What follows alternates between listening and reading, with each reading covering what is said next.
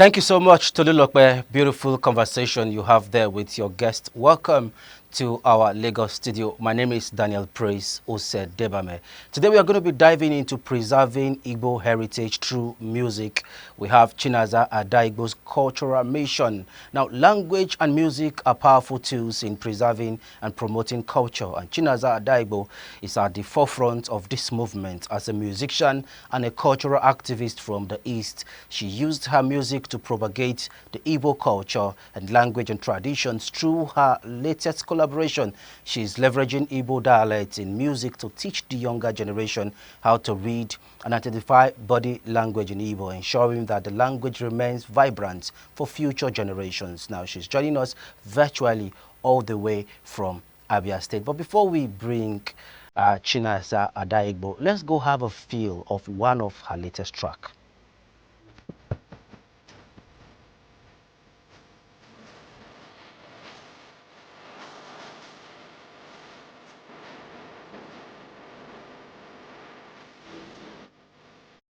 Water is life, there is power in water. Chinaza Daigo, good morning, and it's a delight to have you join us on this morning on ITV. Morning. Can you hear me? Yeah, we can hear you loud and clear. We can see you. All right. All right. Okay, can you help us? Right. Okay, maybe we need to see your face properly. You're holding something that is actually distorting a proper view of you. Maybe if you can bring it down a little, we will appreciate. All right, quickly help us now, your personal life into music. How can you tell us more about your journey into music and what inspired you to focus on promoting the Igbo culture and language specifically? Okay. You know, right from childhood, I I have this urge of love, passion for music. So I was exhibiting this when I was little. But then I never knew it's gonna develop to be the way it is now. But all I know is that I have this passion for music. I create music when I was little. I would create some drumsticks on my own, and then get some of these empty tin of milk and Milo, and I'll be beating and hitting them, making sound from it, and my fellow kids will be dancing. Wow. Then from there to my secondary school days, I will always see myself as in composing and singing in the class. So to the extent that it almost attracted me. So I can say that music is my talent. It imbued talent in me. So I developed passion for it. So I started doing it until I started composing my own song and then entered studio and started producing. Okay, Now, Ada. before I was a church person, Yeah. but along the line, through my experiences of life, and it's not something I'll just start going deep, but I now found myself loving culture, trying to delve into cultural activities. So I now decided on my own that I will switch from my pattern of music to doing cultural, to using my music to promote culture, because I start loving it after knowing the importance of culture, of Okay. one's indigenous culture. So I now decided on my own to start using my music to promote culture. All right, let's manage So our that's time, it. Ada. Let's manage our time, Ada. What challenges did you face as a female musician advocating for cultural preservation, and how did you overcome them? In the opening track we played, you were talking about there is power in water, water has blessings and all that. Help us make sense. Have you faced some challenges? If yes, how did you overcome them? The challenges I face, it's almost the challenge everyone who is kind of trying to promote culture in his or her field. We have people into poetry, we have people into movies, You understand? So Mm. it's one of the challenges we everyone is having. What is that challenge? Um, our culture is demonized for long. When you go to churches, demonize our culture, they talk ill about culture to the extent of Nollywood. When you watch Nollywood movies, they paint our culture bad. You will see a native doctor, you will see someone coming to a native doctor in a shrine, you understand? Coming to tell native doctor, give me charm, give me juju, make I go kill person. Mm. So that's a bad narrative they paint our culture has made it to look like anyone that is coming out with cultural stuff, whether music aspect of it or any other thing. So they start hating on you. They don't like to come close. They don't like to associate with you. So that's the challenges I had with my music. So when music was coming out, they were like, people weren't interested, but I was driven by passion. Mm. You understand? I never mind the criticism, the comments, everything. I never mind. And how some people were telling me you shouldn't go to this part. If not, you will not go far. Do you understand? But I didn't mind those discouragement. I stood firm and Okay. was pushing Mm. All to right, now this talking extent. about. And I'm glad that today my music is appreciated and recognized Mm. gradually all All over the right, now world. quickly, Let me Ada. put it that. Uh, okay, who are your biggest influences in music and Igbo cultural activism? Who are those you are looking up to? Well, like I said, my music as a church person. So I was doing a what we call a gospel. That was what I was. So I can tell you the people that influenced me. That's not what we are now. We're talking about culture. Now Mm. I discovered, I decided on my own to start doing, start pushing music, using culture to promote culture through my music on my own. I didn't see anybody. There wasn't even anybody that that doing that. So I started on my own. I was just like alone. Mm. Understand me? So I can't say Yeah. that there's someone that influenced me. Are you Okay. getting me? But Mm. when you tell me the people I can say that I love, maybe my pattern of music or goes looks like her own, it's Teresa Honora, Mama Teresa Honora. She's a Okay. cultural musician Okay. Mm. from ages. She's an old woman now, but at least the likes of Flavor and are trying to bring those her old songs and modernize it, and Mm. it's one of the trending music now. So she's one of the people I can say that I see her, I'm more courageous. But she To didn't push on. influence me in the beginning Mm. because I never even loved anything culture before. Do you understand? Okay. But Mm. now she's one of the people I look up to, and I'm more courageous. And another person that I can say that influenced me more while I was coming out, that encouraged me, was there's a lady called Amarachi Atama. She's a poet, and all her craft is all about promoting Igbo culture. Mm. Okay. So along the line, I met her on my way as I'm also doing pushing my stuffs and one Okay. event like that. So seeing how she started and the same challenges she faced, but today she's going global. In fact, she's currently in the USA. Mm. You understand? And it is that her Igbo poet cultural activism through Mm. poets that pushed her that far. Do you understand? And that Okay. is what she's doing over there, and they're paying her.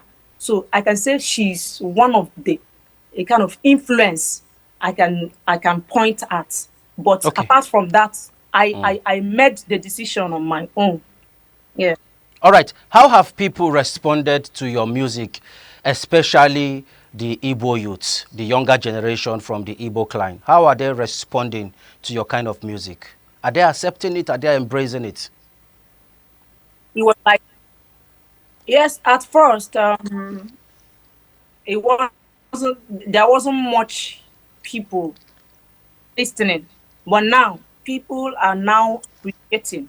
I can Mm. tell you that as at 4 years ago, the way it is now, it's not the way it was before. So I have plenty number of people reacting positively, and even proud to embrace culture because of what my music, the message my music has passed out to them. So Mm. people are responding positively. But I'm happy Okay. and proud of that. Mm. All right, Ada. We want to check something you did recently with someone. You had a collaboration, your recent collaboration and its impact. But before we talk about it, let's quickly have a feel of that collaboration. Quickly.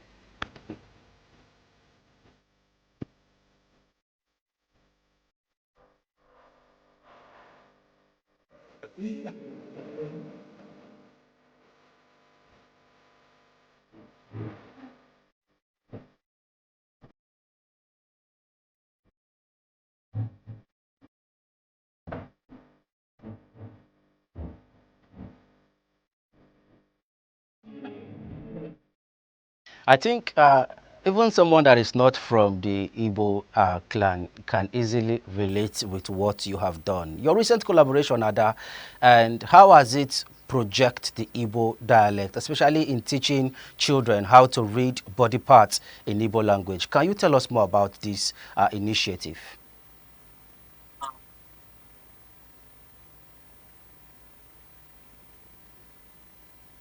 Well, these this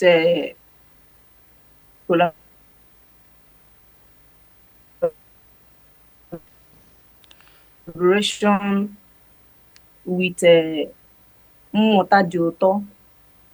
Okay, okay. Hello. We can hear you. Is an initiative from a lady called Dochi Okeke. Okay. Are you there? Yeah, I'm here. I'm here. Okay, now how did this collaboration come about, and what was the creative process like? We can see cartoon characters, we can also see voices, and I can literally hear your voice from the background of the music. So how did this come about? Initiative of this children cartoon, Hmm. came from a lady called Udochi Okeke, Okay. based in US. Like like I act culture through my music. She herself, she's doing her own cartoon to reach out to children. So she's one of the advocates of Igbo language, but she does that through her, to reach out to children. Hmm. So seeing that I happen to be one of the Igbo advocates that uses her music, I think she wise to collaborate, to call me to feature into that song, because that's the kind of thing so I was so glad to accept. So we head to the studio, and then the song was created. Hmm. I did what I know how to do, and then she took it up from there because she's the actual owner of that work. Okay. I was called upon and featured it. So she now took it up there. She's into animation and all that. So she now has to do an animation with that Hmm. song. So that is Okay. how the song came about. She has been doing other cartoon songs that also has to do with Igbo language. Hmm. You understand? Yeah. But that particular Egwu Akụkọ Ahụ, it's the one I was featured in. And I'm Okay. glad that song is doing wonderful. In fact, Hmm. I've been getting some kind of positive and from parents. That song has now made their children to be more interested in learning Igbo language Hmm.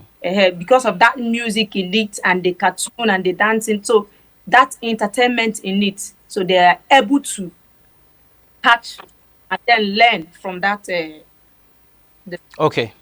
All right, finally, what should we expect from you going forward?